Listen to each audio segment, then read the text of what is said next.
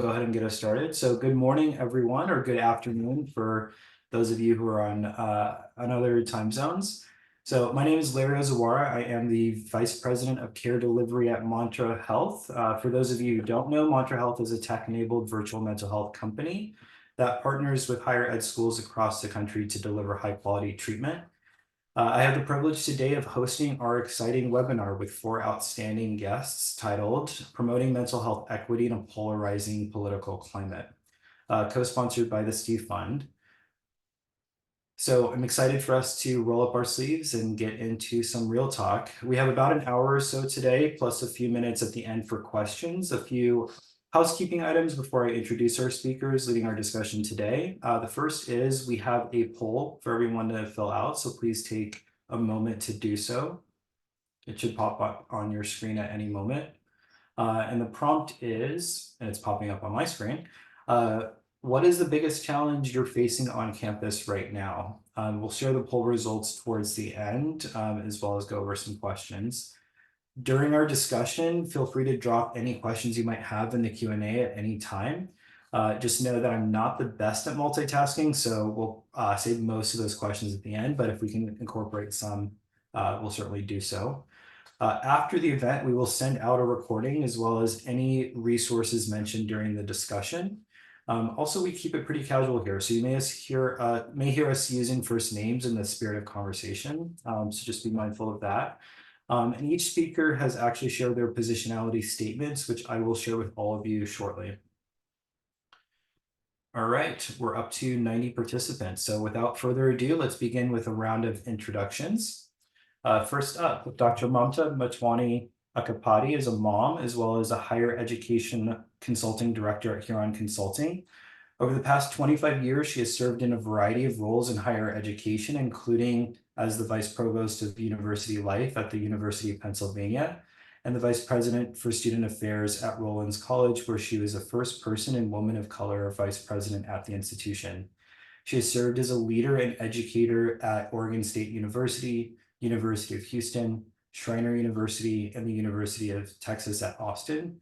She has been recognized as one of the top 35 women leaders in higher education by Diverse Issues in Higher Education.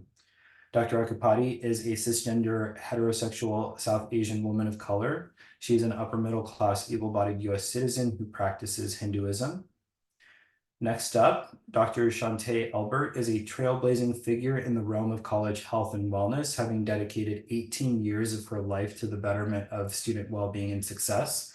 Starting as a health educator, she ascended to the ranks to become a revered senior administrator, leaving an indelible mark on the landscape of higher education. She is the inaugural Chief Health Equity Officer at Columbus Public Health, where she leads the team for the Center for Public Health Innovation. Dr. Elbert is an able-bodied cisgender Black woman and a first-generation college student. She's a mom of children with hidden disabilities and has experienced postpartum depression. Rooted in the legacy of being a child from a teenage mother and a father consumed by the crack epidemic, she has survived and is still surviving trauma. Yet she is sustained by the resilience passed down by her ancestors while grounded in her faith. Dr. Swapna Hengway has served as a psychiatrist on Michigan State University's campus since 2009. She currently serves as the interim director of counseling and psychiatric services. Her psychiatric and therapeutic work centers around mental health equity for historically marginalized student populations on campus, integrative and intersectional psychiatry, and eating disorders. She specializes in working with students of color, international students, and LGBTQIA+ students. In 2021, she published a book chapter entitled Mental Health Considerations for Black, Indigenous, and People of Color, Trends, Barriers, and Recommendations for Collegiate Mental Health. She also serves as a campus coach for the Equity and Mental Health on Campus initiative supported by the Steve Fund. Next. Dr. Hingway is a cisgender heterosexual South Asian woman of color. She is a child of immigrants and practices a blend of Hinduism and Buddhism. She is neurodivergent, able-bodied, and a mother of 2. Next up, we have Dr. Sherry Watkins, who is a distinguished clinical psychotherapist, certified coach, and expert in the field of mental health and wellness. Dr. Watkins' expertise encompasses public health, mental health, rehabilitation, and substance use counseling. Currently serving as the Associate Vice President of Student Health and Wellness at the University of Utah, Dr. Watkins is dedicated to transforming systems that hinder marginalized populations from accessing crucial counseling and addiction services. She ardently believes in empowering individuals from all walks of life to enhance their overall well-being and embark on a journey of emotional healing. Dr. Watkins is a cisgender, heterosexual African American woman of color. She's a middle class a survivor of sexual assault and living with lupus. She practices a blend of spirituality and Christianity. All right, now that we have completed our round of introductions, let the games begin. To kick things off, let's help our audience understand kind of what we mean when we say mental health equity work. So, Shantae, help me understand what it is and what it entails. Absolutely. I really want to start with the quote I just found from Scholar Jackson. She's a PhD professor at the Yale School of Public Health. And I think as we address mental health equity, I want to start with her quote from a recent article. When your identity and social group become a high profile, controversial topic that is discussed on the news, in your classroom, in your homes, in your communities, this can lead to a feeling of isolation, alienation, and stress. And so to quote Scholar Jackson, and when I think about how we are all talking about mental health equity today, is how do we develop services that are prevention-based and treatment-based and recovery-based that acknowledge the history, the culture, the systemic structural components that have made us who we are today as a country, and the good and bad and indifferent that comes with it. And so making sure that the practitioners, the faculty on campus are mindful that the difference that our students bring to our campus is what makes us great, is what acknowledges how we build a global workforce to lead us in the next generation. And so when we think about mental health equity, we think about how we do things differently, not of yesterday, but how we meet the demands and the needs of the students of today and tomorrow. And so that's how I wanted to open us up today, is because everything has been so politicized, but we forget that many of us internalize this and don't have adequate outlets. And so when we think about how we do this on our campuses, it's going to require a very different approach than we have traditionally done in higher education. Great. So thank you for that explanation. I think it was incredibly helpful. And it kind of begs the question, how does this work contribute to student success, right? So Mamta, why don't you explain to us how you would be thinking about this? Thank you, Larry. And I just need to get some confessions out of the way. Seeing my fellow colleagues on this panel, let's be clear that I actually do not have the disciplinary or academic expertise and wisdom that my colleagues bring. But what I hope to role model for my colleagues on the call is I hope that I am role modeling what it means to be a good student and listener of my colleagues who are giving us these important messages. And as a senior administrator, how I've kind of applied that wisdom in my own application as a campus leader, as a generalist of student care and success. So I just want to offer abundance of gratitude, and please forgive me for the ways in which I may miss the mark. That being said, when I think about student success, so to me, the work of mental health equity, sense of belonging, student success, they're inseparable, they are intertwined. And I think for a long time, I'll just use myself as an example, I was prepared in this profession to think of those things as separate things. So when you think of these concepts as separate concepts, then we haven't woven in the interconnected dimensions of these particular principles. So, historically, as I thought about student success in my own profession, I would think about academic support, academic advising, tutoring and learning support, supplemental instruction, right? That's kind of the first thing, at least for me, as I was trained, come to mind.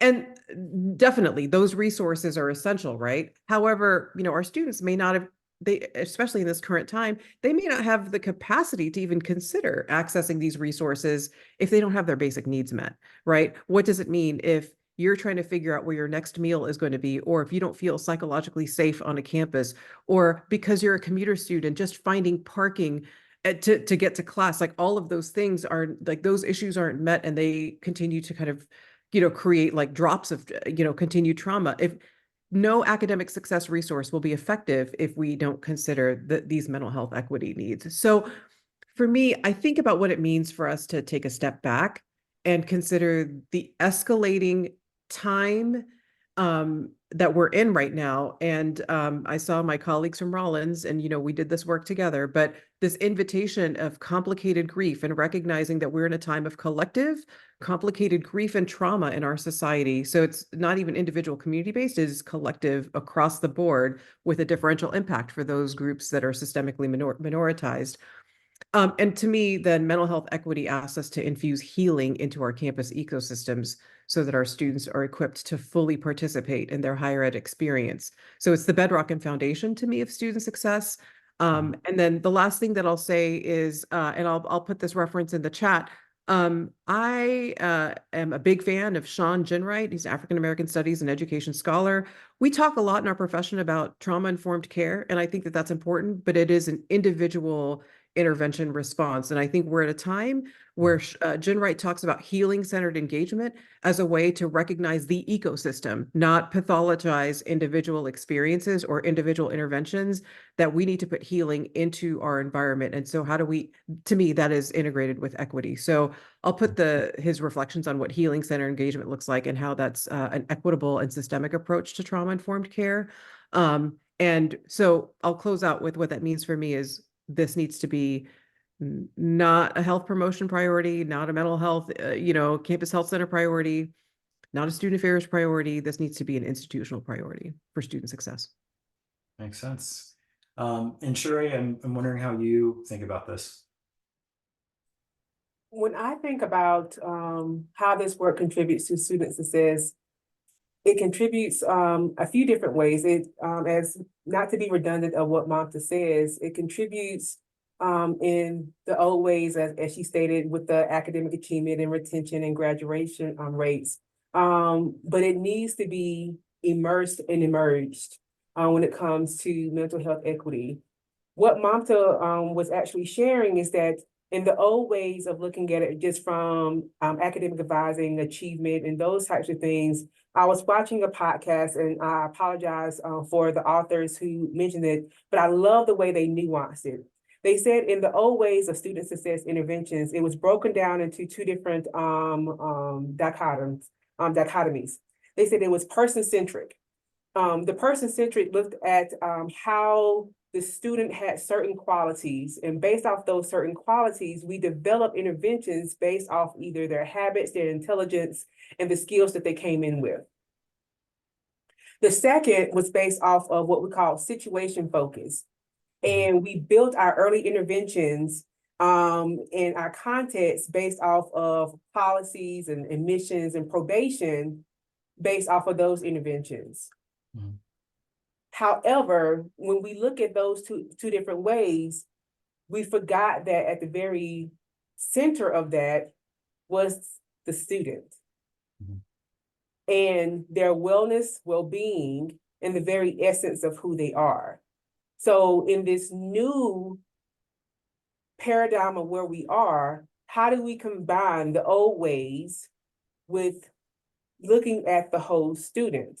Mm-hmm. If we're truly trying to look at mental health equity is student success, and student success is mental health equity, how do we make sure that we're creating interventions that looks at the whole student? So it doesn't matter what just the student comes in with. Mm-hmm. Our early interventions that we're having with our students, how are the interventions embedded into our health and wellness departments and not just a byproduct of it? Because you're having your early interventions that are on your academic advising side, but they're not tag teaming into your health and wellness side. So the academic advising is getting these early alerts, but why are they getting early alerted? That they're missing class and that they're not showing up and that they're failing. If there's not tied into your wellness coaching, mm-hmm. your, once again, your student health office, your disability and accessibility. So again, it's siloed. And mm-hmm. so somewhere along the lines, our old intervention ways, they were working, but not holistically. Mm-hmm. And the most important, the last thing that they said, you all wasn't even working with your disability accessibility office to send out letters of probation and also suspension that was not even trauma informed. Mm-hmm. Dear Susan, right. You on probation, girl. Who wants to come back to a university that you couldn't even send me a letter that inspired me to want to do better? Yeah. Yeah, I agree with that. Swapna, you have your hand up. I imagine you have something to say about this as well. I do, because and I wasn't planning to say anything about this, but then when I was listening and I was thinking about the lens, so I'll say as a mental health clinician in doing collegiate mental health, my lens has always been kind of disbelief that the university would not think about health and well-being first when thinking about student success. And so that's, it's the thing we've been talking about amongst ourselves, for years as clinicians. And so when I think about the shift to looking at these other metrics for success, I think that's really exciting. And I also think, sometimes we all forget at all levels of an institution what's happening for our students, not just the context of the university, but like just developmentally, what is happening for them. They are late adolescents / emerging adults.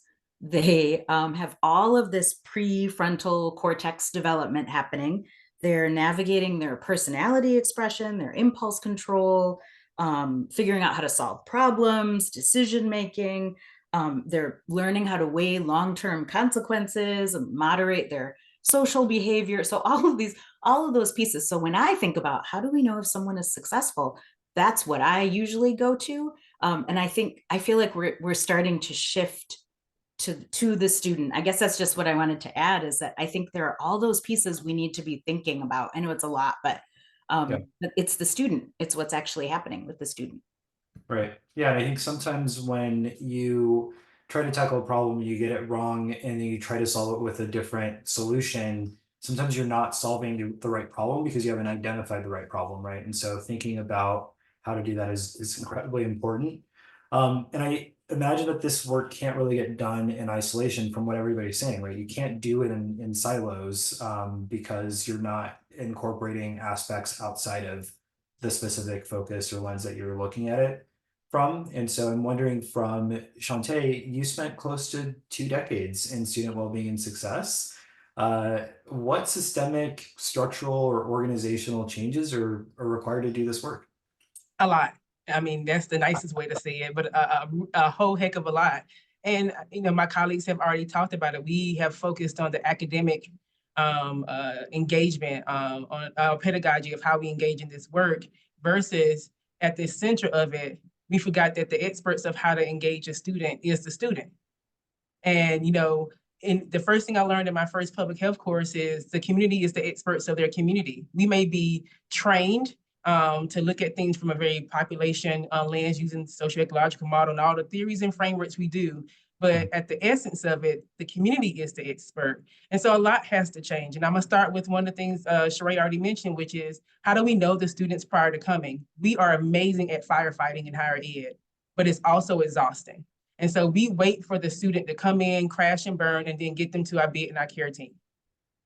But what happens if we actually know them?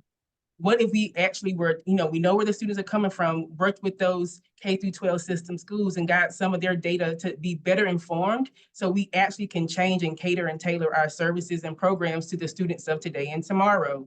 But when we look at the history of how we function within traditional student affairs, many of our programs and services haven't changed in decades. I know people who are still using beer goggles, and we know that's not a best practice, but here we are. And you will be amazed when you start hearing people say, oh, we now have academic coaches being trained as health and wellness coaches. Well, I was doing that 2 decades ago. You forgot there was a whole office across the campus who was trained as health and wellness coaches with the actual degrees to do it. But now you want to add something extra to the academic advisors with a 500+ student caseload. Again, as the young folks would say, make it make sense. It makes absolutely no sense at all. And so when I think about these systemic changes, I want to start off with one of the things that is amazing with it is that there's so many pathways to equity. There is not a one size fits all. So whether you choose to use SAMHSA's dimensions of wellness, which I am a fan of, and I've used it for many years. But I also like that SAMHSA has their 4 pillars for recovery. And I think that can be blended in with those dimensions of wellness, because those pillars cover health, home, purpose, and community. But then you have the benefit of being using American College Health Association's Health Promoting Campus framework, which has been revamped in a few years ago. And the more popular one being discussed today is being a health promoting campus that is grounded in the Okanagan Charter. I have to emphasize there's no one way to be a health promoting campus. I love choose your own adventure books growing up. Choose your own adventure. Every campus doesn't have the same resources and access to level up this type of scale to do any type of population work. But being a health promoted campus is not the only way to do that. So I want to emphasize that piece. Another thing I want to talk about is how do you center collaboration and partnerships to reduce these silos? I know we all want bragging rights. We want our resumes and CVs to look amazing, but at the expense of who? And oftentimes it's the students and those who are doing the ground level work. And so that turnover is not shocking for many of us, but when we keep considering the end result, which is butts and seats, which is money in the bank. But if we actually go back upstream, both things can happen. We are revenue generating, and at the same time, we have healthy, happy, whole employees and students. And then more importantly, honor the expertise within your community. Small community campus, big community now that I'm in the health department, I look at so many ways we missed out on opportunities to partner in my time and working in higher ed. Many of the grants that me and my team get are population level work and can include the students. And so I think oftentimes when we don't have the person power to write these grants or partner, we forget to step outside of our campuses and our areas to go talk to the folks in the community and at the nonprofits, at the health departments, who can provide an extension of the services either you have or don't have on your campuses. And then more importantly, data. Collect the right data, but data is not the only way. I lean into data informed instead of best practices. And I remember I got to shout out Allison Smith down in Louisiana. I presented with her earlier this year, and she said it takes 17 years for something to become a best practice. That was my entire career. And oftentimes, who's missing from when that's been determined a best practice? And our identities on the screen usually are not at that table. And so being mindful how we inform our practice by data that can be sometimes one-dimensional. And then the last couple of things I want to talk about is how we determine what accessibility looks like on our campus, because that's the essence of equity, is access to what they need. But when we don't have the resources, ethically, we need to tell these students, parents, and support persons, this is our limitations, and this is what we built as a referral process. And that will help allow the students and their parents and guardians and support persons to make informed choices. And so when we know what we can offer, whether it's outsourcing services, which I know is a hot topic, or whether we retain services and minimize what we offer, do it to the best of your ability, but in a very transparent way. Knowing, last but not least, health literacy is not common sense. So to create these practices, you also have to make sure as institutions of higher ed, you teach them how to understand what services are, because this may be the first time they actually access it on our campuses. Yeah, I think those are all great points. And I love that phrase, make it make sense. I feel like that's my new phrase for this month. And I want to double click what's been said already about early intervention. I think that is incredibly important. I think mental health, for decades has been mostly reactive. We're waiting until something happens, and then all of a sudden now we're addressing it, when really we need to tackle it upstream, right? And so we can open our doors wide, but if it's not the right time or the right place for somebody to get the care that they need, then it's not working. And so coming up with these different solutions, I think, can be incredibly helpful. All right, so I want to get real here for a moment and talk about the elephant in the room. There has been a lot of anti-DEI policies, both at institutional and federal levels. We've seen this in major companies, call out Elon Musk at Tesla, for example, where people are really starting to scapegoat DEI as actually the problem rather than solution.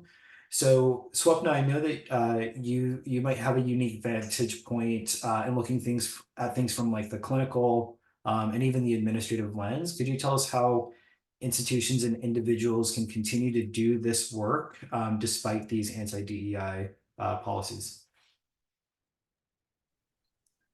So okay, let me just start and I'll share my background, but I don't live or practice in a state where there is anti-DEI legislation at the moment.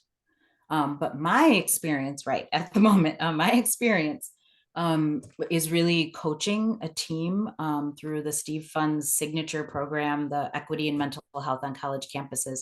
And halfway through our it's like an 18-month program where we're coaching a campus team and doing a needs assessment and looking at what the particular campus wants to work on and programs and suggestions, ideas, data collection.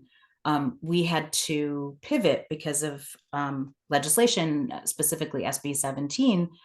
And so it's really difficult. I mean, personally, it's very difficult to experience what's going on now nationally. But what I guess my experience as a coach was that the team had so much uncertainty. All the decisions being made were fear-based decisions. And there was such a wide variety of response, and there still is to any legislation that we see. So, it could be, so the things that some of the things we saw, and this is not just the institution I coached, it's just across the board. So I want to be clear about that. There were some colleges making changes to names. So it would just be like names of offices and departments.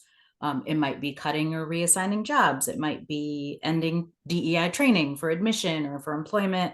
It could be cutting funding for DEI activities or eliminating anything that seemed like it was DEI related in programming. But then there was also this messaging going out to students that, but you're okay, and you can keep doing the things you want to do. And as long as you find the funding and you find the, collaboration and you figure it all out yourselves. Yeah, you do all the work. To basically do all the work. Right. So it was such a variety of responses and so much pressure placed on students and staff and faculty and all the uncertainty. And I think campuses, what they have done to respond has varied greatly. So I want to also put that out there that, it seems like sometimes the laws are open to interpretation or they're vague and people think they're open to interpretation, and then faculty and staff haven't really received like uniform guidance. I think that's the other thing that was really, like I said, a lot of fear-based decisions after the legislation came out and not really understanding what people could and couldn't do. And so I don't want to be all doom and gloom, because when we were on the practice, like this, prep call for this, Mamta was talking about how, okay, we did this before, which is so true. And I do want to say, I think part of my response in the middle of that initiative was just grief. And that's what the whole team felt, was just grief. Like, how could this be happening? How could this loss be happening? What will we do? How will we possibly manage? And I just think that we have to acknowledge that people do have to grieve a little bit, and we have to keep moving. And yes, and I know Mamta's probably going to talk about this a little bit. Just we've done this before, and so when we were trying to pivot and figure out some other strategies, some other programs we could work on at UT Arlington. What we really tried to do was, so what I try to do when I'm in a crisis and stuck is to like ground myself in what I know, which I think that's what I'm hearing. I'm hearing that so far over and over again in this webinar. But if we look at what we know about student experience, again, what are their top stressors? And so we just went back to those basics: their financial, their transportation, their food security, their academic, their relationships and isolation, their sexual health that people, so these are like the universal things that college students are stressed about. And I could go on and on because, that's what I do for a living. So I could go on and on, but I'll stop there. But so that's why we were able to pivot. We had to just go back to, look, what do we know about our students, all the students? And so we ended up really focusing on some specific groups: athletes, commuter students, and then something that we didn't get to, but student parents and student caregivers. And so I'll stop there because I'll just stop there, but I'll just say we had to really ground ourselves in the basic things we know in doing this work and doing it compassionately. Yeah. And Mamta, I'm glad that you're on the call with your background in senior leadership roles in higher education. I know that you were humbly telling us that you didn't have the same credentials as your colleagues, but I think here your perspective is greatly appreciated. So again, super grateful to be a learner alongside our collective community today. Swapna, you hit it like straight on the head, right? I mean, I actually hadn't considered this idea of we needed as educators and healers our space to grieve so that we could move through, right? It's not moving on, it's moving through. And we're in a moving through moment right now. I mean, I don't know what this says about, I'm not going to contribute to ageism, but I don't know what this says about my own journey. But confessions for this group, I recognize it's a really tough time politically right now. For me, as a parent and as an educator, parent of a daughter of color, I am definitely experiencing that personal pain around the national landscape. So I want to lead and own that. But I also need to remember, and I don't mean this to minimize what we're going through now, so please forgive me for any impact as I reflect on this. I grew up in a time when there were no DEI trainings and efforts. In my own experiences as an undergrad student, as a graduate student, as an early educator in my graduate preparation, I mean, as a student, we created the first diversity program in student orientation, and I was an undergrad student to propose that idea, right? So that was the early 90s. So I actually didn't grow up at a time when any of these things were even important, at least prioritized or embedded in the structure anyway. So I guess what I say by that is I am somebody, I'm not a toxically positive person, but I need to sit in a space of critical hope. And a critical hope means to be in a space of discernment and to say what faith, strength, and well-being do I need to cultivate to be an agent of moving through this journey. And so I want to introduce, and this is a concept that's probably familiar, I mean, again, to this group of colleagues, but Shantae already brought this up. The expert on the student experience is the students. And that philosophy and mindset is cultural humility, right? So how do we center the agency of the people in front of us, particularly in their minoritized identities? How do we center their wisdom, partner with them to dismantle those systemic imbalances that many of us may have supported creating, and then how are we a part of societal and systemic change, right? The basic kind of three principles of cultural humility. So this moment right now is an invitation for all of us to be agentic. And with our agency, we can take responsibility for shifting campus culture. So I'm going to draw from somebody who taught me, like we could facilitate a conversation around, there's educator Vernon Maltwall. Many of you may have brought him to your campuses or not. But in the early 2000s, Vernon asked me two questions that I can never ignore on a campus now. What does everybody deserve? And what does nobody deserve? There is no legislation that has said, don't ask those questions and develop your student support philosophy based on what does everyone deserve and what does nobody deserve. And I think we have the possibility to cultivate, the values or re-energize the values around those two questions and see what institutional commitments come up. So, I would offer that. The legislation, I think this environment has forced us, or it's goading us actually to think from this scarcity. Oh, we don't have these programs. How are we going to do this? So now we're thinking and being kind of goaded into thinking with a scarcity mindset. And I would maybe extend the invitation. I'm not saying it's easy. This is really hard work. I would say nothing takes away our abundance to care and normalizing equity. And so I would say reclaim the abundance, because if any group is capable of doing that, this is the group that's capable of doing that. And the legislation doesn't keep us from being intentional about creating a purposeful sense of belonging and dignity for all of our students. It's just a lot harder. Yeah, well said. And I think a big challenge in all of this is kind of where to start. I think we've talked from different like philosophical or theoretical models. Let's get practical. So Swapna, what are some of the types of initiatives or programs that higher education leaders should invest in? I'll share a few. I can share a few thoughts and ideas, things that have worked on our campus, but then also things I've heard other Steve Fund coaches talk about that have worked on their campuses. I do think that every campus needs to invest in some informal and formal peer support network. And I think I'll start with that, because again, if we're looking at how do we increase capacity, how do we increase community, how do we increase belonging, then peer-to-peer support is really, really valuable. And, you know, when I first started practicing, that was not like a thing that we talked about very much. It was very much, well, whatever they need, they're going to get in your office with you. And that is not true. We all know that that's not actually true, and it never was true. And so now I think that it's really important for us to think about ways to enhance peer support. So it could be a mental health literacy program or awareness. Yes, paid peer-to-peer support. Sorry, I got distracted by the chat. But yes, absolutely, absolutely. So one of the things I'm just going to shout out this thing that we're going to try to do on our campus is hire an outreach coordinator. So we have an outreach team, but hire someone who is doing student mental health response coordination, who is supervising peer students who are being paid, students who are going to go out and do peer-to-peer outreach.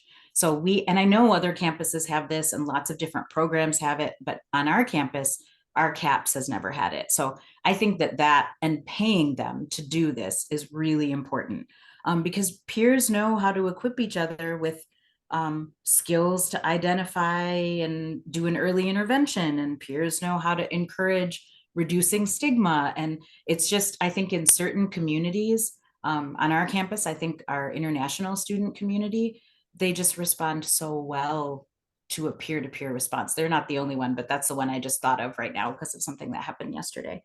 But I also think that trying to really incorporate mental health resources into our larger and smaller student orgs, whether they're identity-based orgs or clubs, whether it's a leadership development that like our student government is doing, really trying any way we can, and this is what our outreach team really tries to do at CAPS, is just try to like anywhere we can get into, you know, where there's a crack and that's where the light shines through. And anyway, so that's where you just try to get in there and get that information to them, and really try to, again, increase and build capacity.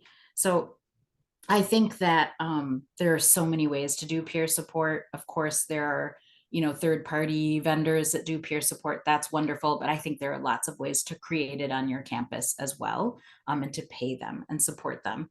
So that was one of the things that I would definitely suggest, and that's been really successful. But when you do that, yes, you have to pay them, but you also have to support them. So, you know, I was talking about the legislation and students feeling like they have to figure everything out on their own.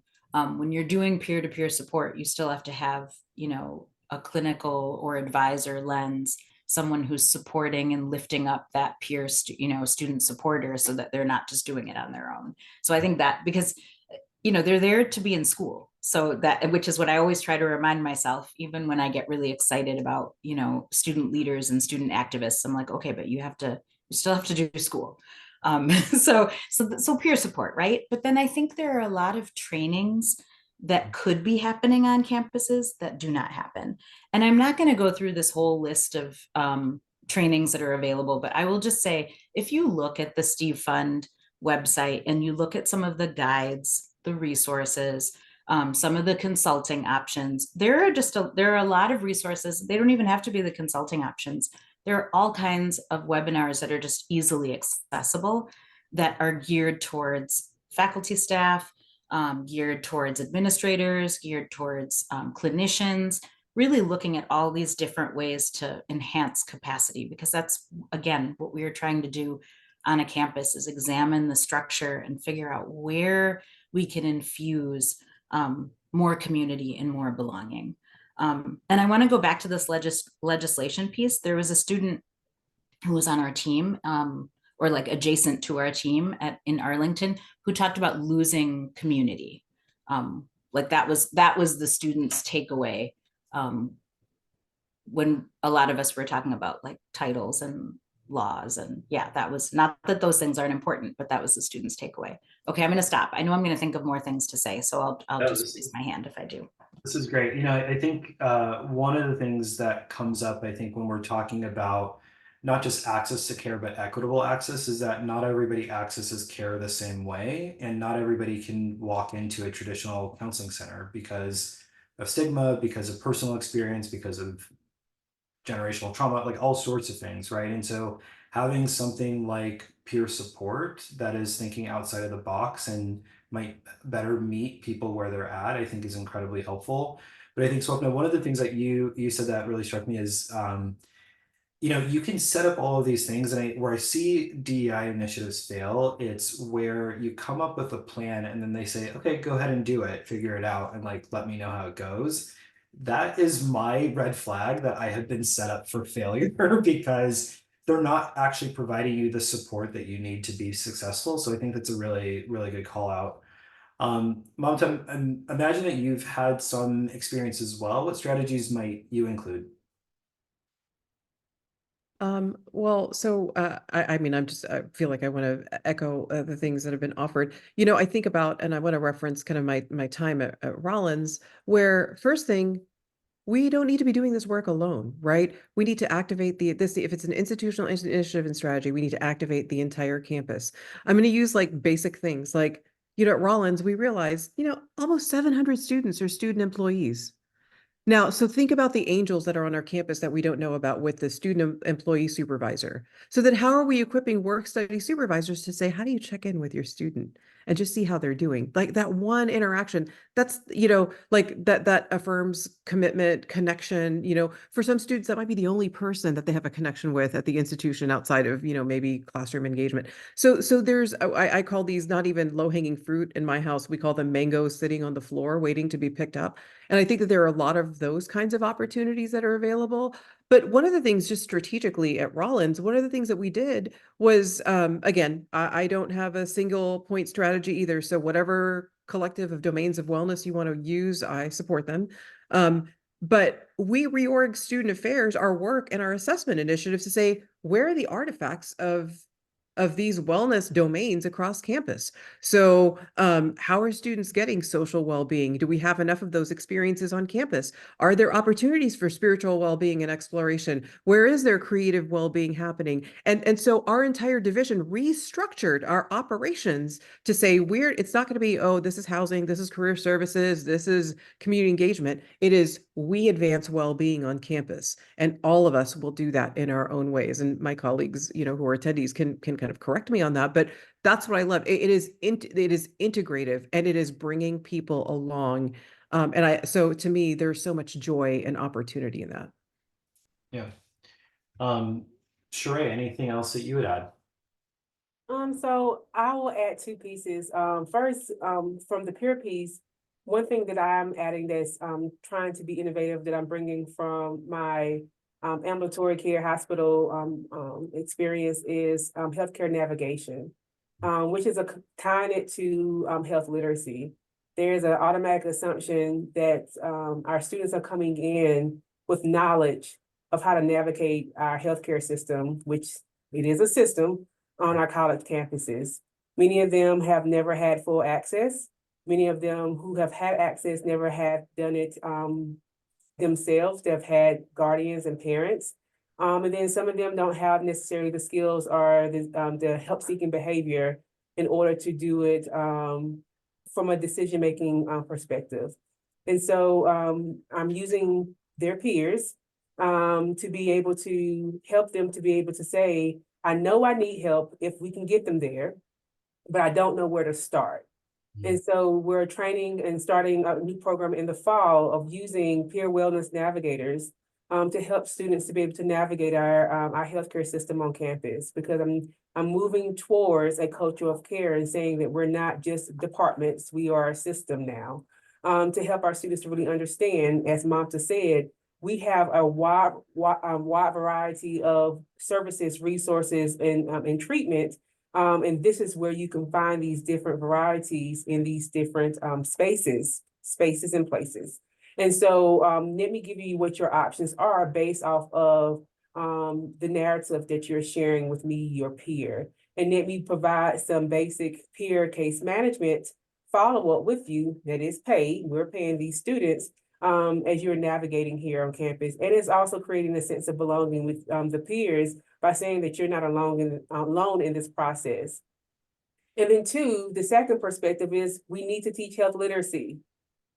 There's this automatic assumption that our students are coming in and is knowledgeable what some of these healthcare terms is, when there's a basic premise that we're still saying that mental health and emotional well-being is the same thing. And we are grown and it's not the same. So how are we expecting the students to understand? We still have people trying to send all of our students to the counseling center. So we need to start from the ground up. We have students who don't even know how to name that it's not sugar diabetes, it's diabetes. It's hypertension. We got students who don't, whether they've been in foster care system, don't know their full health history. So how do we help them to navigate? And so we need to teach our students from start to finish, what is health literacy? What are our spaces and places where they can receive health and wellness services? How do they understand a health insurance card? What is a deductible? What is a copay co-insurance? Because I graduated with a degree and didn't know which insurance to choose from a high deductible plan to whatever. So how do we have people who are degreed but can't choose an insurance plan? We are doing a disservice to our students. And so with the grant through our parent fund here, teaching, developing a curriculum to teach our students health literacy. And so when we're talking about mental health equity, that means we have to provide education on resources, services, and curriculum. And so we have to provide that for our students so they have agency in their healing. Yeah, I mean, I think what I'm hearing a lot about is, programs, initiatives. We need to think about what are the barriers to people accessing care. How do we tackle it from different angles? And I imagine all of that requires a lot of cross-functional work. You can't do it in silos, as we've been saying before. So I guess my question is, maybe I'll have Swapna start. How can campus leaders break down silos between departments and start to work together? Reduce barriers, close gaps, promote mental health, that kind of thing.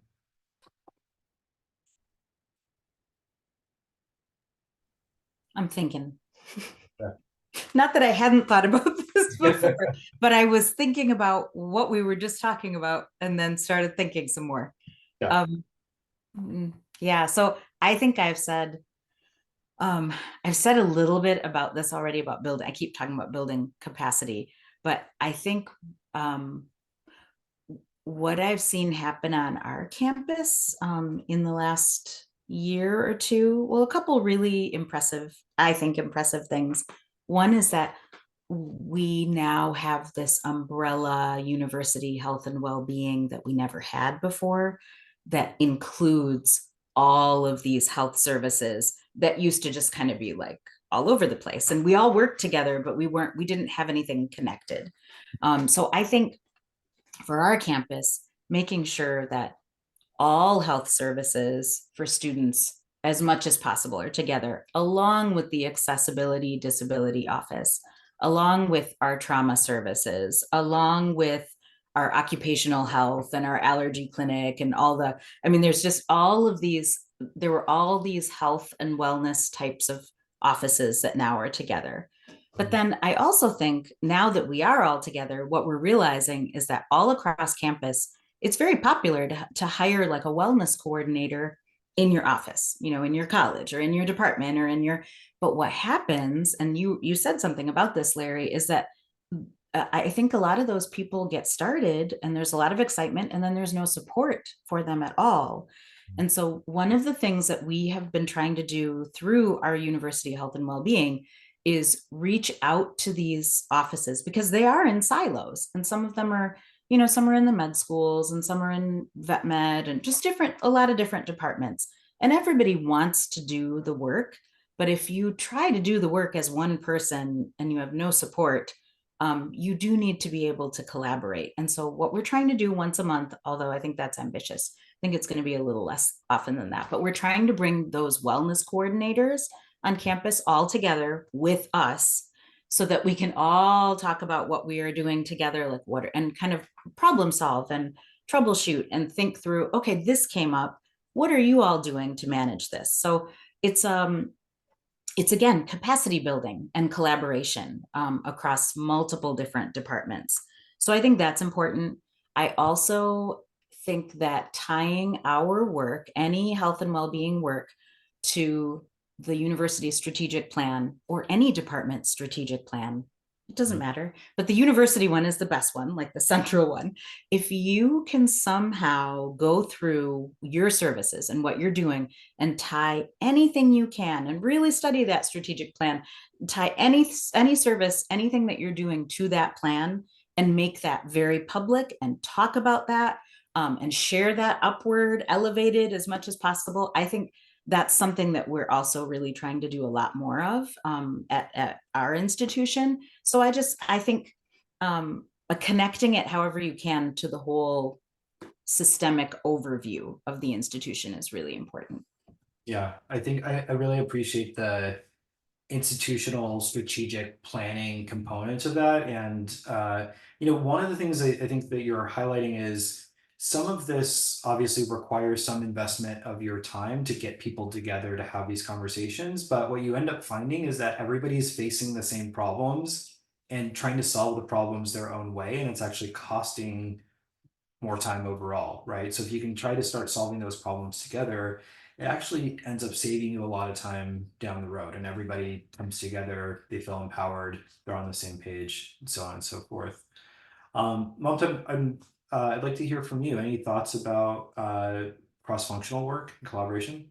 So I'm going to share a brief story. When I was at Penn, I had this chance. I was invited to the academic advisors at Wharton, right, the #1 business school in the world, and they were like, how are you and your colleagues in student life going to fix the well-being issues that we're seeing on campus? And I chuckled and I said, you all are the best. Like, think about the most amazing, arguably academically prepared. I mean, that's another conversation for another day. But think about our amazing students. What do we reward? If our reward infrastructure perpetuates lack of well-being, then our students are going to engage in behaviors that demonstrate said reward, right? And so if the student who is in 75 things and is falling apart and not sleeping and not eating and doing everything at the expense of their humanity to be successful, then I think it's important for us to be humble and say, where are we part of the problem? And so I just think about, again, I keep going back to, it's an ecosystem approach. So I think about, at Rollins, we address the issue of, we used to have student conduct hearings during finals or during the week before finals. And my colleagues raised that concern and we addressed that. Or, when I think about career development, when I worked at Oregon State, our career advisors weren't preparing our employers to say, what, we have a critical mass of students from Saudi Arabia. They don't shake hands across gender. So employers, what are you going to do to center the dignity of our students across gender? And those are all things that connect to mental health equity, right? Students being able to fully participate in their academic and life journey. So when we make it an ecosystem approach, that is, I think, the most thoughtful way. And in order to do that, as all of my colleagues have said, Dr. Watkins, Dr. Elbert, and Dr. Hingway have said, it needs to be a core priority of the institution. And then we all need to have kind of those measured outcomes as to what are the outcomes. So what does this look like in academic advising? What does this look like in career development, in res life, et cetera, et cetera. So I think, and if we don't, in the absence of that, right, if we are starting where we are now, in this abundance ocean of infinite drops of water, every drop is an institutional decision. What drops can we influence? Right. So what agency do we have in our areas or in our areas of influence to say, let's adjust this, let's adjust, and collectively adjusting those different drops would then shift the ecosystem of the ocean. Yeah, I think it's about changing culture, changing strategy, tying your goals to the strategy of the institution, and sort of bringing that all together. I think there's the bottom up, there's a top down approach, and I think we got to tackle it from all angles. Unsurprisingly, I learned a lot from all of you today, so thank you. It's not your job just to educate me, but I feel blessed and privileged to be able to get that education from all of you. I'm going to try to, if I can, summarize this in some sort of key takeaways. I think some of the highlights that I want to call out is that there isn't this one size fits all solution. You need to be prepared, I think, to tailor whatever it is that you're doing to the needs of your particular institution, whatever those are. And you need to be prepared to kind of scrap it all and start all over again. That's kind of the ongoing work that is involved. I think the second thing is that mental health equity isn't this set it and forget it kind of thing. So you can't do this initiative and then walk away and then your job is done. I think Mamta, before we got on the call, Mamta brought up a really fantastic word, which is theatrics. That was one of my other favorite words.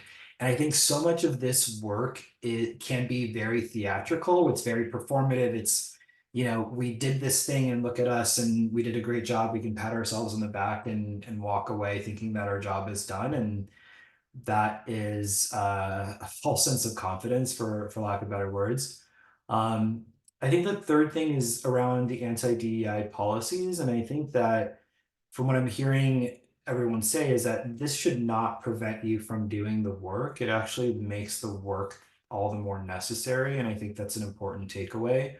From everything I've heard, I think at the end of the day, DEI is just a name, but it's really about social justice. And if you care about social justice, you can call it DEI, you can call it whatever you want to call it, but we're all here to help human beings succeed. And even if all you want is for your students to graduate from college, it is not a matter of giving them a tutor or reprimanding them if they're falling short. It is addressing every single thing that might get in their way before it actually gets in their way. And I think that's incredibly important.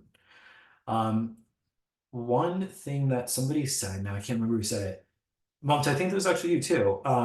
What does everyone deserve and what does nobody deserve is an incredible question. I think whenever you're thinking about it from a systemic level or a cultural perspective of like how do we change or influence the culture of the institution that we have right in front of us, those are the two questions that we should all be asking. And that removes the kind of loaded terms like DEI that is polarizing society today and focuses on humanity, right? And I think that's really important. Before I jump into some questions from the audience, anything else that any of our speakers want to add? One thing I want to add is that the field has evolved and changed.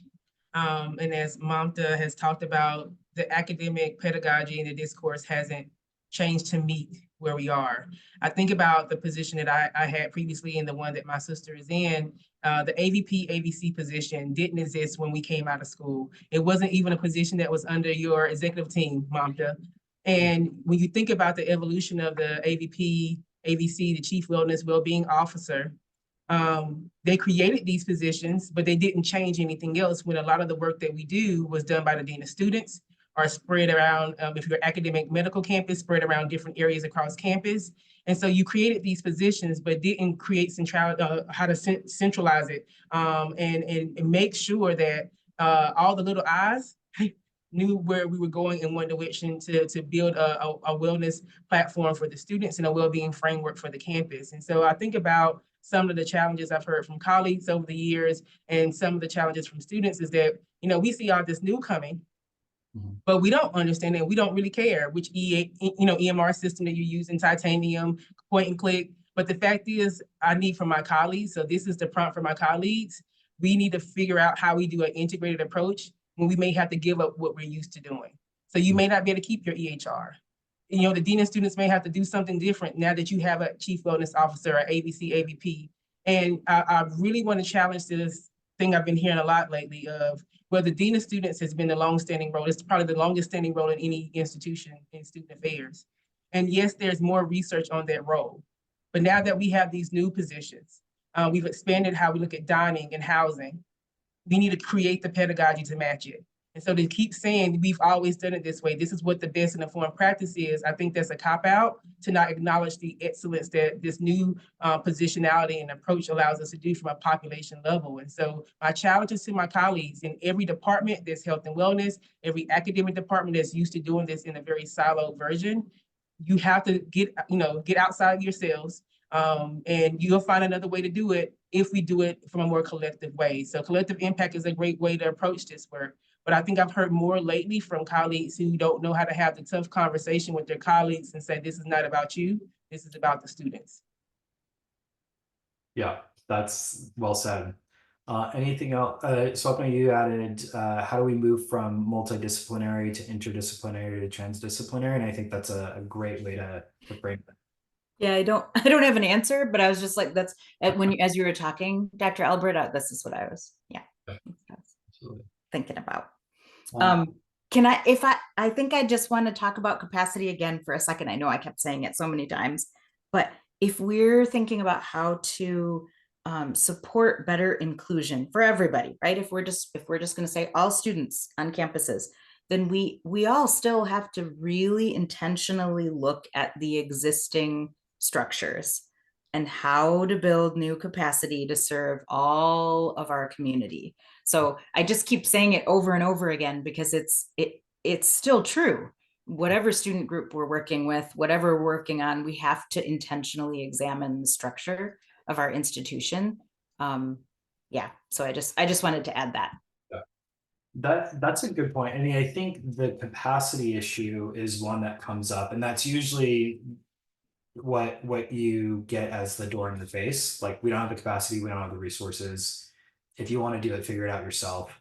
I know that we don't have a ton of questions, so I actually have a question. This is a little bit selfish because I do obviously work at a mental health company. If you had to, I mean, this is for anybody who's speaking today.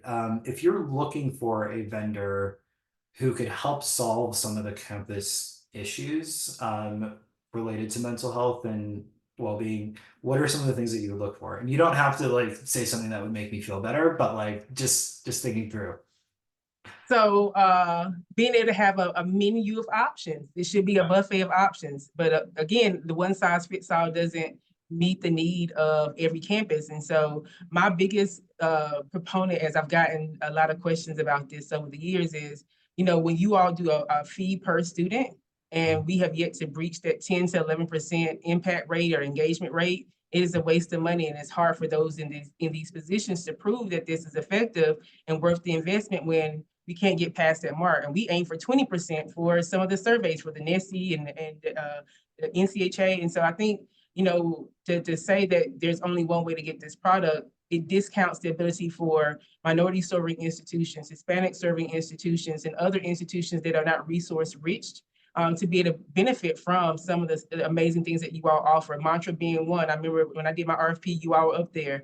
And I think for me, the price model has to meet the need of the campuses. And so they may not be able to get everything, but if I can put together a menu of options to present to my team, I think that would be great. And the biggest thing I look for in my RFP was, did you have multilingual, multicultural, racial staff that can meet the need of my diverse student body? Could you integrate your work and your approaches to what we already had set up in our EHR, EMR systems?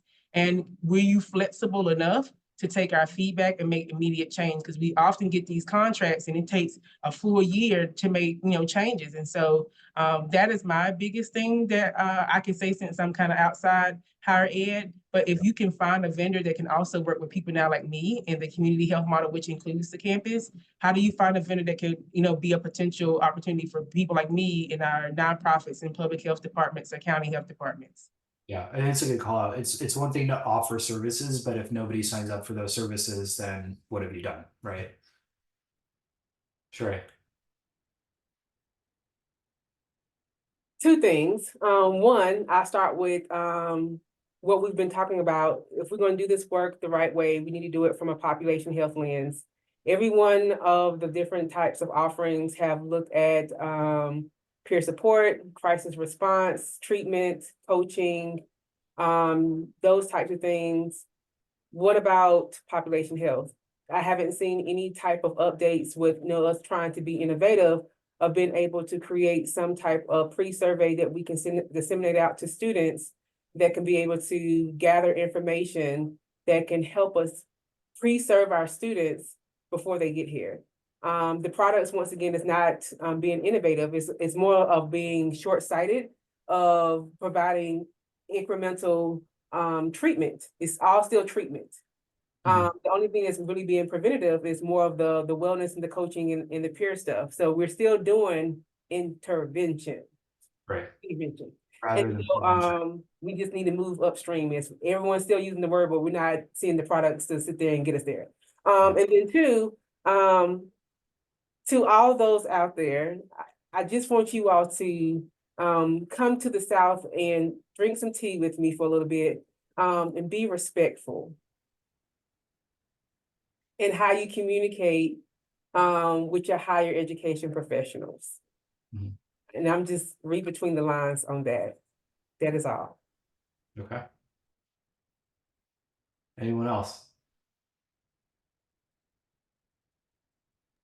I just put it in the chat, Larry. Also, more disability and accessibility components with the product. Because literally, when looking at EHRs right now, it's more like I can use this, and then my disability and access still has to be over here. Yeah. If we're talking about mental health equity is still a hidden disability. I need it to encompass everything. Mhm. And it needs to include my disability and accessibility. Yeah, absolutely. All right. One thing I wanted to check in really quickly, I think the poll has been closed. Do we have the results somewhere? I'm trying to find it.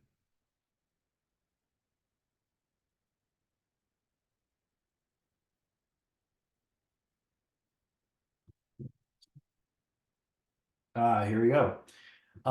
So the question was, among the following, which is the biggest issue you're facing on your campus right now?